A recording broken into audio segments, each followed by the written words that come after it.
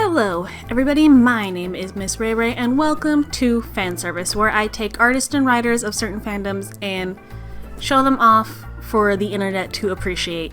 And this week I will be showing off from the fandom of Mystic Messenger, which is a dating sim app slash visual novel slash messy fun of an app.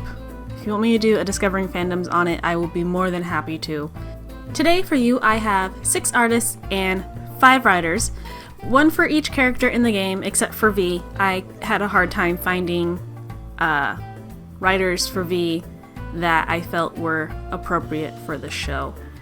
So then, let us start with V with this lovely, lovely portrait by Loud Salmon. First off, I want to say that I love the color palette because I don't know, and it's nice to see him happy. Dear God, if any of you are fans of the Mystic Messenger app, then you know how rare it is to see V actually smile. So this is really, really lovely. Thank you, Salmon. Also, I love the little heart in the lens that you can't even see that heart. There you go.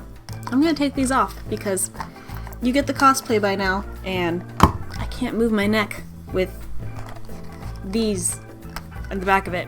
It's hard. I can't do it. Anyway, sorry for that small tangent. Also, I wanted to say that I really love Salmon's art style. It's very sketch-like, and I love sketches, probably because I can't do them myself, but I try. I just can't get over it. He's happy. He's happy, and that makes me happy. I don't know why. I kind of don't trust him at this point in my route, but this is a really, really lovely portrait, and I super appreciate you for making it. Thank you, Loud Salmon. Next up is the writer Mini3171 with the story of Learning How to Love, and it is for Jumin, and it is around day 7 of the Jumin route, which I have not been yet, so this is spoilers for me, but it's pretty much Minnie's interpretation of Jumin's route. It is rated T for teen. I sound like a commercial now. It is in the romance slash hurt slash comfort department, and it is very emotional, what with it being Jumin and all. I'm probably saying, I'm sorry, little warning, I'm probably going to say all of their names wrong because I am not Korean. The story itself is really, really touching. I read through it all the way, and I don't know, it gave me feelings that I didn't know I had for Jumin. I'm probably going to be switching back between names, sorry. Well, I don't know, it's hard. Like, each one of these characters has like history behind their character, and it's kind of heartbreaking for each one. But that being said, I really liked the story. It's very compelling, it's touching, like so touching, and really, without giving any spoilers, I just really recommend you read it because there's not a lot I can talk about it without giving things away, and I don't want to do that for the reader or for the author. Just know that it kind of centers around Jumin's kind of mental instability a bit, and the description for it is absolutely right. It is a new perspective on the whole story, and I already said this, but I definitely recommend you check out Minnie's Learning How to Love. So, with the topic still on Jumin, let us see this next artist who did this lovely portrait of Jumin and the MC, main character, for those of you who are not in the know, and it was created by Gutawa. I'm very, very sorry if I didn't pronounce that correctly. I can't help but love the color for this one as well. I don't know, it's just super cutesy, and I like it so much. The art style is very cute too. You all just made them so happy, and I really, really appreciate that. It's really cute. I love seeing that he's out of his, I love seeing that Jumin's out of his, very professional shell when it comes to us as the main character.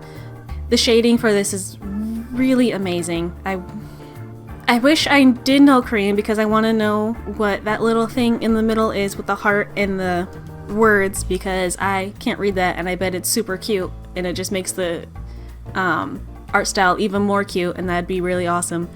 Gutawa, you did an awesome job giving our little Jumin some happy interaction with the MC, and thank you so much for existing and bringing this and even more awesome artwork into our world. Okay, sorry, I had to pause the recording because shit happened. Next up is the writer StarStriker92 with this lovely one-shot called An Offline Date with My Love, and it is from Zen's route, specifically day 7 when you guys are first meeting. So again, spoilers if you haven't been on Zen's route or haven't gotten that far yet. It is rated K, again in the romance/hurt/comfort. I feel that it is going to be a theme with a lot of the writings. It's a very, very cute story. It basically, when you go and first meet Zen, the writing for the story is very realistic. I can see, I haven't been on Zen's route yet, but it seems kind of like just the way that it would happen when you were first meeting Zen. There's like some small secondhand embarrassment in here, but it's all for fun. This is a very, very lovely story, and I super recommend checking it out. Again, it is An Offline Date with My Love by StarStriker92. Thank you so much for writing this. It's very lovely, and I hope the rest of your writing life is wonderful. And now, welcome to the next artist up, which is our Zen portrait right here, and that is absolutely adorable. It is obviously Zen by the artist Shinshin. It's really, really cute. I like the player cardness of it. It's I love chibi style. I think that's the only one I'm mediocrely good at when it comes to myself drawing, but this is much better than mine. It's super, super cute. I love Zen's eyes very much, and this is really, really lovely. Oh, I thought it was sparkles at the end of his hair, but that's Shinshin's watermark. Thank you for putting that in there. Not every artist does, and I kind of would prefer that in the artwork rather than not. I've always kind of liked Zen, not for his narcissism or anything like that, but just kind of like his style. He's super minimalistic, and or at least from what I've seen of him in his styling, and it's really, really awesome. I love the contrasts of everything, like with his black and whiteness with the red eyes and then the blue background. It's super awesome. So Shinshin, thank you so much for giving this lovely piece to us, and I hope all of your art as well in the future is as wonderful as you are. Next up is Yusung with this amazing fan fiction called Don't Leave Me by Nilizzy. It is a one-shot, and it is rated teen, and it is in the romance department of the fiction genres. Oh, this story. This is the cutest story, and it completely fits Yusung and his route. Oh my god. This takes place on the last day during the party, and you are just first meeting Yusung, and oh god, it's the cutest story I've ever read. Why'd you have to do that to me? No. Why? I don't know what I can say about this story without giving it away, and I don't want to do that for you guys because I want you to read it yourself. So please, please read Don't Read Me by Nilizzy, because it is the cutest Yusung story I will probably ever read. Thank you, Nilizzy, for writing Don't Leave Me, because you are such a good writer. You are. So then, I guess, for our artist, for Yusung, I have found the lovely artist Virtual Balloon Cheesecake. I did get right, so yay on me, and yay on this lovely drawing of Yusung, because it is absolutely adorable. It fits him so well. I love his purple eyes. It's always a thing for me. I love purple eyes, whether they're real or fake, and thankfully in anime they can be real. I love your art style very, very much. I think it's really cool. I love the little smiley I love the smiley face on his sweatshirt. I don't know if that's a canon outfit or not, but I super hope so because he looks good in purple. The little stars in the side, it's super cute. Why are you guys so good? Why are you guys so good at all of this? It's not fair. No, it's absolutely fair. You guys worked hard to get where you are now, so I'm just jealous. I'm sorry. Next up, we have the notorious 707. Our writer that I have found for 7 is, really hope I don't botch this one, Sheng Zhao, and they have written Let Me Be With You, and this story is absolutely spoilers because it is for 7's route, and I think most of us know that that's the canon one, so we leave that for last. It also has 7's real names and like uncovers the entire plot. Well, it doesn't, but you're supposed to know the entire plot before you read it. So spoilers for me.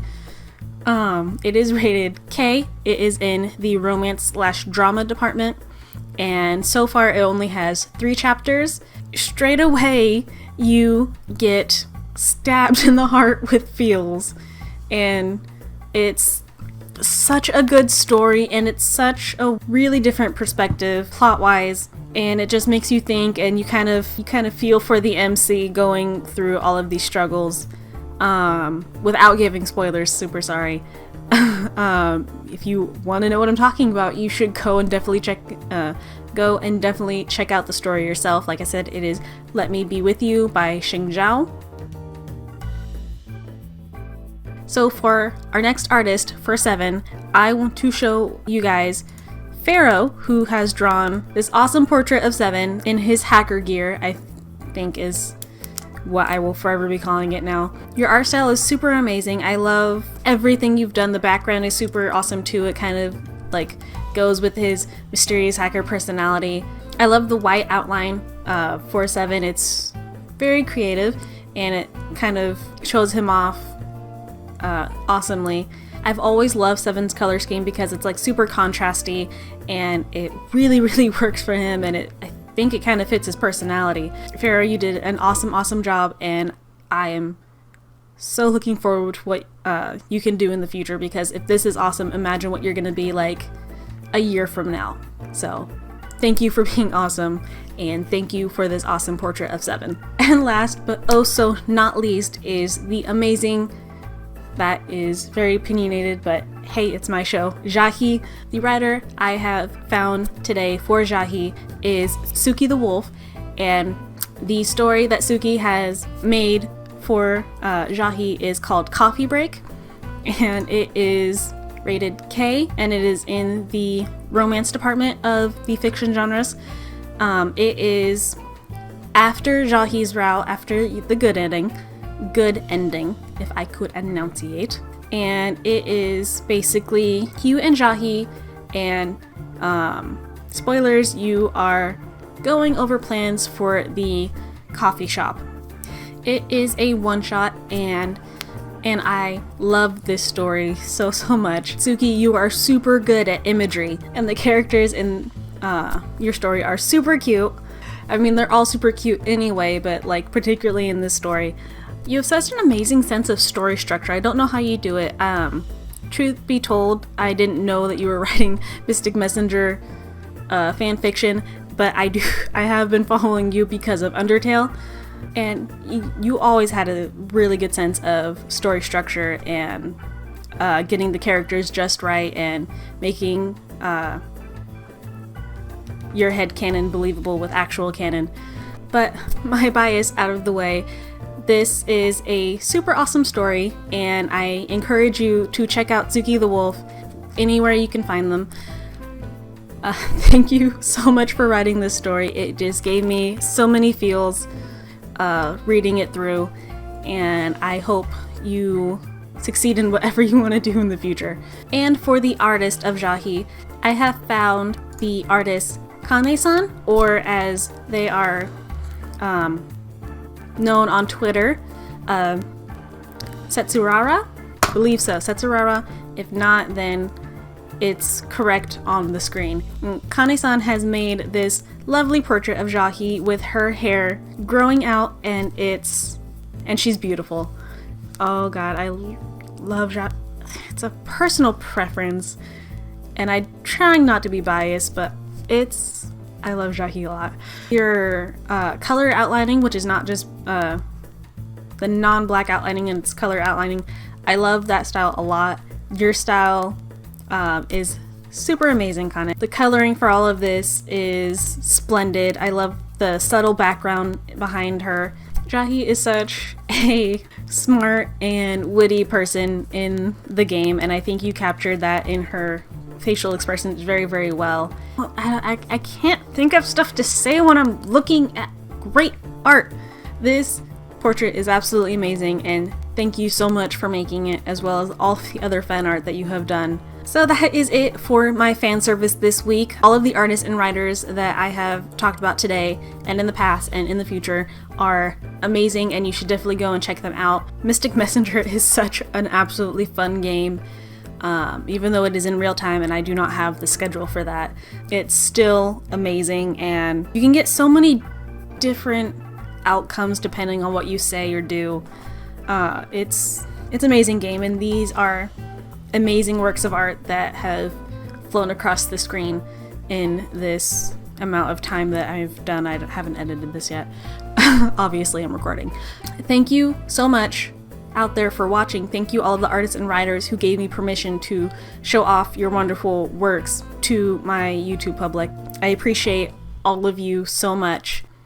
If you haven't checked out my Discovering Fandoms that I did on last Friday, the link will be right there in the little card thing. What did I talk about? Shit. I talked about Arrow. Coincidentally, after I decided that I was going to be doing Arrow for Discovering Fandoms, I found out that season 5 was going to be airing that same week, which is weird. Not this coming next Tuesday, but next Tuesday I will be doing a casual cosplay for the Voltron fandom. I will be trying to do Pidge's sweatshirt, and that will be fun.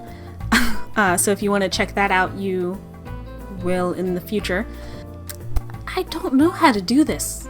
This is like, what, my 130th video, and I still don't know how to do outros? That's really, really sad. Anyway, thank you so much for watching. I very, very much appreciate it. Please do check out all of the artists and writers that I mentioned. Their links will be in the description below, and I will see all of you in the next video. Have a wonderful life.